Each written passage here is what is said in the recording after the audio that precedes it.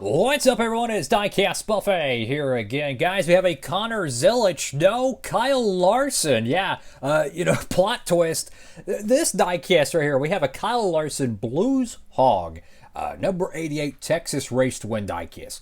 This one is going to be pretty much Connor Zilic's 2025 Xfinity campaign in a nutshell, where he had to miss two races, yeah, and then they end up winning in the 88 car. Just banana stuff, man. The guy won like 11 races in 2025, and then Larson jumps in there and wins as well. What a wild year. And then he doesn't win the championship, which is a whole other, conversation to have. But regardless, this is going to be one of those diecasts that you're going to look back on and be like, what a wild year for this team. Let's go ahead and check it out. All right, folks, here we go with today's diecast review. And as I mentioned, this is going to be one of those cars that you're going to have in your collection. And perhaps years from now, you're like, that actually happened? Yes, it did. So, we'll be talking about the context of this paint scheme more in the video, but I really want to talk about the box design. So this is the 2025 Xfinity Series box design. You know, it's more of a team oriented one where it's like each team is the box design, not necessarily the individual driver. You have 2025 right there with the NASCAR Xfinity Series. You have Blues Hog Texas Win, which I think is a barbecue sauce or something brand. I've never heard of them until they were on the JRM car. Chevrolet, it's not a Camaro, right? It could be a Chevrolet Tahoe. It could be a Caprice. It could be a Corvair. We have no idea. We just know it says Chevrolet, so we're going to go with that. And you can see some race wear damage on it. So we'll take a closer look. Let's go ahead and get it out of the box, and I'll be right back. And here we go, folks. Diecast out of the box, and let's just keep it a buck. This is a really cool looking paint scheme. I hope somehow, some way, the clean variant of this car does find its way to the production line. I don't think it will, but man, what a cool looking paint scheme here. So it's a alternate paint scheme, not his primary. The WeatherTech car was his primary, but apparently it's like a barbecue sauce or something. I have no idea, but really cool looking livery here. So naturally, Kyle Larson, he won the event with it. I promise you, it's a Kyle Larson diecast. But they left the Connor Zilic name all over the car. So from a historical standpoint, a lot of people might not realize, oh yeah, this is a Kyle Larson diecast because there's nothing but Connor Zilic on there. So what happened was he was racing at Talladega, got in a crash, and got injured or whatnot. They said, okay, you should sit out Texas. Well, Kyle Larson hops in the car, he wins, right? No surprise. Let's just keep it a buck. He's that good. But what was so weird about the 2025 year is that not only Connor Zilic was so dominant, won so many freaking races and all these different racetracks. He even won a race when Dale Jr. was the crew chief at Pocono.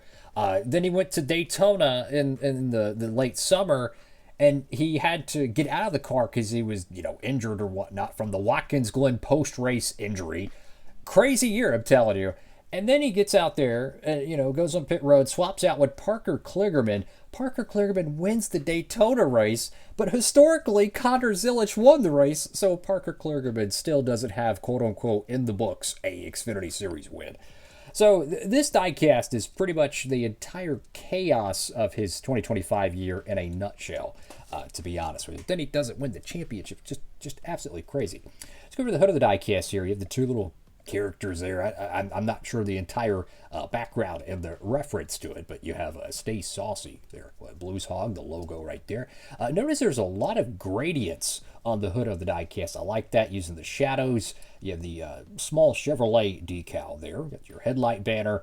Got JRM, Simpson, ARP, and Sudoku there. You have some grill tape at the front of the car. Got the 88 on the left side. You can see this sharp line here.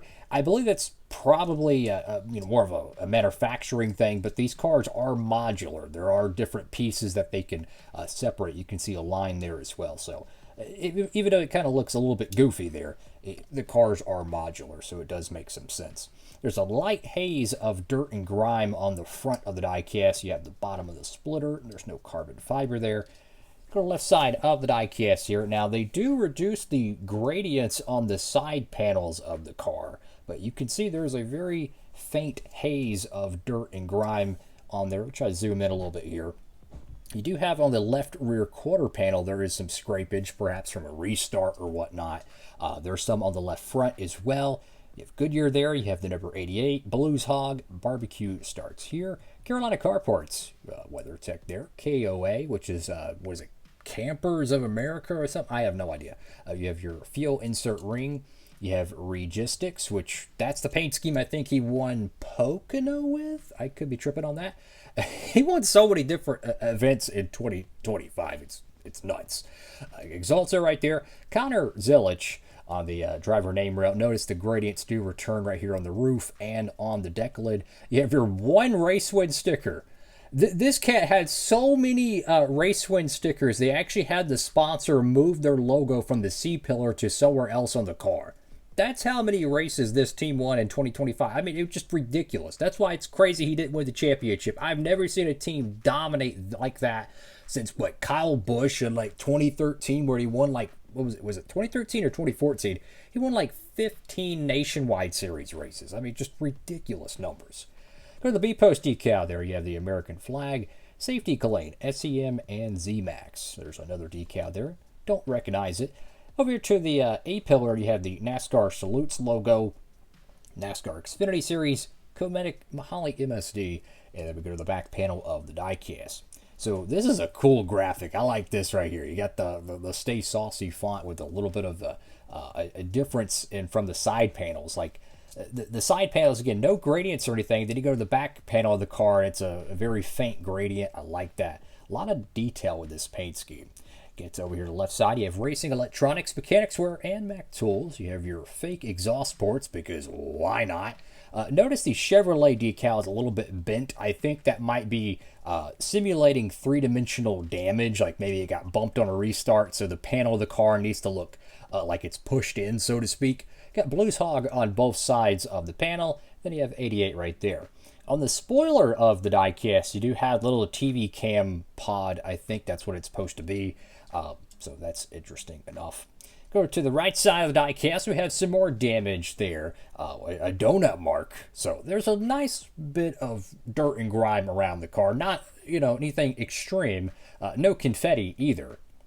I do wish they would have made the clean variant of this car, because if you wanted to use this diecast for, a diecast stop motion or something, they would always have a scrape on the right side. So that's kind of one thing. But again, it's interesting how like the hood of the car, the roof of the car, and the rear panel looks so different than the side panels. I found that kind of interesting. And I'm guessing this is simulating like barbecue sauce or something around the paint scheme of the car. That's kind of what they're going for, I believe. Go to the top of the diecast here. You have the number 88 once again with the little roof cutout panel there. You have Blues Hog right there.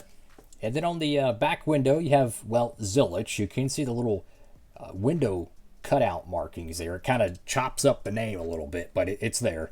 And then you have Junior Motorsports, and I love this background here. A lot of awesome Xfinity diecast to have, and I think one of them, I think it's one of those diecasts that you're going to have in your collection years from now. That it's just the story behind it might be as cool, or as interesting at least, as the actual diecast itself. And it's cool that we even get Xfinity race to win cars made, because there was a time and place where the most popular guys in the sport, whether it's Matt Kenseth, Dale Earnhardt Jr., Kevin Harvick, would be winning on a weekly basis. It would always be a top cup guy, plenty of prestige, and they would never make the Xfinity race, or back then nationwide race to wins.